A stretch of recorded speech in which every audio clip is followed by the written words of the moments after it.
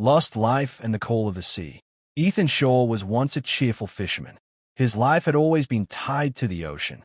Even as a boy, he would run barefoot on the docks, dreaming of adventure.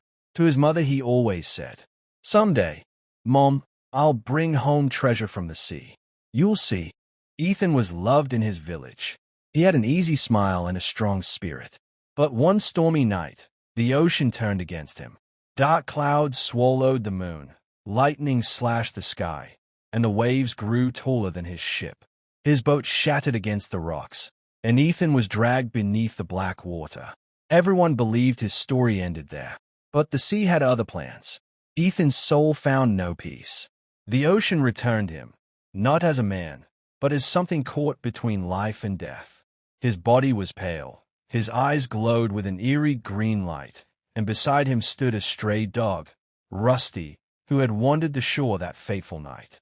From that day on, the two were inseparable. Now Ethan roamed the shore, a zombie bound to the waves. He longed for his old life, but his voice had turned into guttural sounds no human could understand. At night, he sat upon the wreck of his ship, staring endlessly at the horizon, while Rusty lay at his side, the only creature who wasn't afraid. Ethan often wandered near the village. He wanted people to recognize him, to see that he meant no harm. But when he tried to speak, only dreadful groans came out. The villagers screamed and fled. He wanted to cry out, "I won't hurt you. I only want to go home." But no words would form. Rusty became his only comfort. The dog never barked in fear, only stayed at his master's side with quiet loyalty. At night, Ethan would sit on the sand, tracing shapes and letters with his bony fingers, trying to hold on to fading memories. Rusty would lay beside him, ears perked, as if guarding the last piece of Ethan's humanity. Meanwhile, fishermen gathered around campfires, whispering in dread. "That's Ethan Shore, the one who drowned years ago. The sea brought him back, cursed. If he comes near, he'll bring ruin to us all." Ethan heard those words. His heart, what was left of it, broke again. His glowing eyes dimmed. But Rusty pressed against his leg, wagging his tail, as if to say, "You still have me." One silver night, when the waves glistened under the moon, Ethan noticed something unusual. A little girl was playing on the beach. She was building a sandcastle, laughing softly to herself. Ethan froze. For the first time in decades, he saw someone unafraid. Rusty trotted toward her, wagging his tail. The girl giggled and patted his head.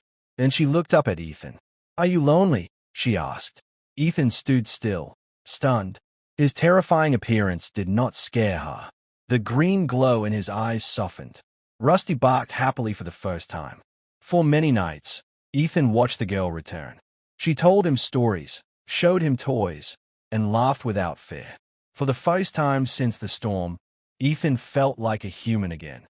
Then, one calm night, as the waves whispered gently, Ethan felt a strange peace fill his chest. The green light in his eyes flickered softly, fading like a lantern at dawn.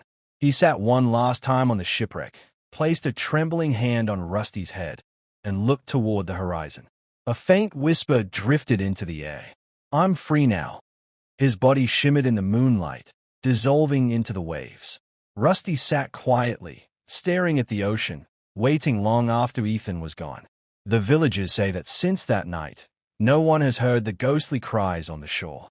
Only the sound of waves remains, carrying the memory of Ethan Shore, the man who became a zombie, and the dog who never left his side.